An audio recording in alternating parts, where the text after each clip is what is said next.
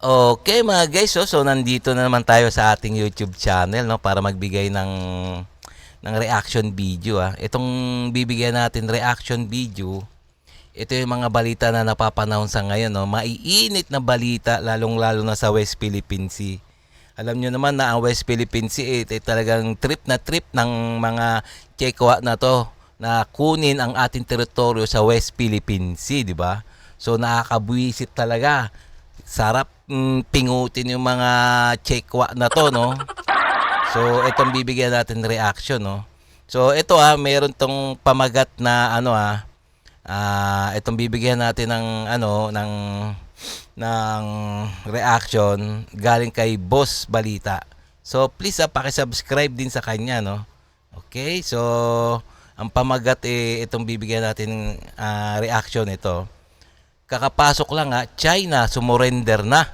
At 124 barko ng China pinaatras sa 3 barko lang ng Pilipinas. Wow, okay to magandang balita to Parang good news to, no? So okay, no? Mas mabuti pa i-play na natin, no, para bigyan na natin ng reaction. Okay? Ayon sa nakalap nating impormasyon, 124 barko ng China walang nagawa matapos makasalubong 3 barkong sama-sama, barko ng France, Amerika, Pilipinas. Tila natakot sa West Philippine Sea mga Chino. Sa bidyong kuha ng Philippine Navy, makikita walang kapalag-palag itong 124 barko ng China ang nakaharap sa atin sa West Philippine Sea. Patunay na hindi nadadaan lagi sa dami ito ng bilang, kung kulang naman sa tapang sa West Philippine Sea. Kasabay po ng simula ng balikatan exercises ng Pilipinas at Amerika, dumami sa 124 na Chinese vessels ang namonitor ng Philippine Navy sa West Philippine Sea ngayong pong linggo. Ayon sa Philippine Navy, partikular na dumami ang Chinese militia vessels na doble ngayon kumpara sa bilang nito sa mga nakalipas na linggo o buwan. Hindi naman daw nababahala ang Philippine Navy at hindi rin daw nila inaasahang makikialam ang China sa balikatan 2024. Isa sa mga inaabangan sa balikatan 2024 ang group sailing ng mga barko ng Pilipinas, Amerika at France sa loob ng exclusive economic zone ng ating bansa. Pero ayon kay Rear Admiral Kung titignan nyo, no, itong mga Chekwa, mga takot din pala. Mga takot din pala, no, 'di ba? Nang nagsasagawa ng mga balikatan exercises diyan sa West Philippine Sea, ang ating bansa, ang ating Armed Forces of the Philippines, ang Amerika at ang France, tingnan mo, parang sisiw na tumiklop, parang sisiw na tumabi sa kanyang ina, yung mga Chinese na militia vessel, no? Kina mo, mga takot din pala yan, no? Mga hinayupak na yan. Arman Balilo, meron tayo ditong nakareding contingent plan sakaling meron man China ditong manggugulo. Merong anya tayong barkong ditong nakaantabay, ready paalisin ng China sakaling manggugulo. On standby to provide maritime security. Kung halimbawang may mga activities yung mga participating units, yung mga primary units, the ships will be there to provide perimeter activities. Halimbawa, kung halimbawang may lalapit na mga China vessels doon sa area, andun yung mga barko natin, at kung kailangan i-challenge, kailangan paalisin doon sa area at warningan, that they will do. We will continue to follow the philosophy of de-escalation para walang masyadong tension. Kaya Coast Guard ang ginagamit sa pag-secure ng mga areas. Tignan nyo naka-ready rin pala ang ating armed forces, no? Lalong-lalo na ang Philippine Coast Guard, no? In case na mangulit itong mga Chekwa na to, itong mga Chino, meron backup na Philippine Coast Guard diyan sa nakapaligid, no? So parang babanatan kagad nila o itataboy pag hindi pag tinaboy at ayaw pa rin at ayaw sumunod yung mga Chino. Siyempre talagang bobombahin yan. Alam mo naman nandiyan ang alam niyo naman na nandiyan ang balikatan exercise.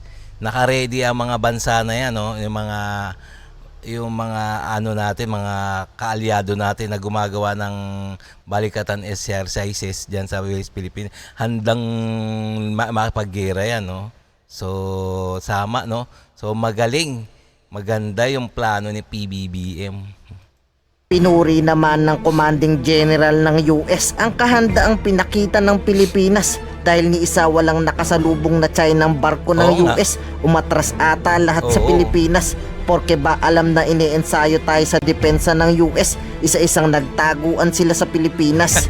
Great capabilities, the Army, the U.S. Air Force, the AFP modernization efforts are all designed to go to plug into the comprehensive archipelagic defense concept, right? So I think it's a natural marrying, natural wedding of capabilities, of modernization, and this is the perfect training ground for us to do that. There is a natural plug-in point. I can speak with my Marine Corps hat on, you know, as we've undergone force design to operate as a naval expeditionary force in the littorals, we're bringing that capabilities over here. We have the Marine Littoral Regiment that's working here that is a logical plug-in point for coastal defense. So we're not looking for a fight. Everything we're doing is defensive. Ngayon, ikaw bilang Pilipino, ano ang masasabi mo at reaksyon sa balitang ito? Mag-iwan ka ng komento sa ibaba at atin pong babasahin isa-isa.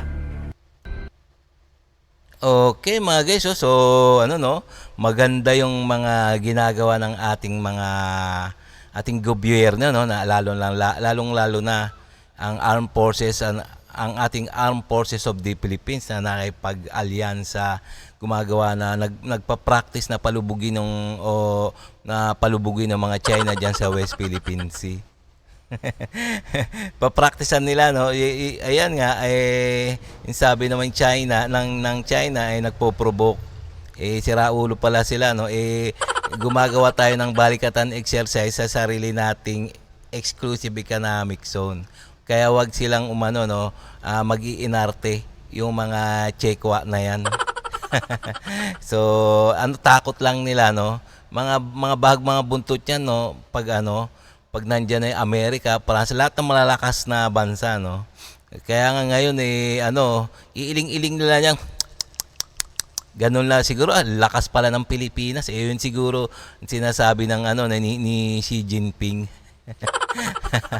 Kaya sasabihin, lakas pala ng Pilipinas, di natin kayang sakupin. Siguro ganun siguro iniisip ni Xi Jinping ngayon habang nagsasagawa ng balikatan exercise yung malalakas na bansa sa West Philippine Sea, mismo dun na sa dagat na inaangkin ng mga siraulong Chinese. Okay, no? Okay guys, so hanggang dito na lang tayo. Okay? Kung nagustuhan nyo itong mga ganitong video, please like and subscribe na lang muna sa ating YouTube channel bago tayo magtapos. Okay?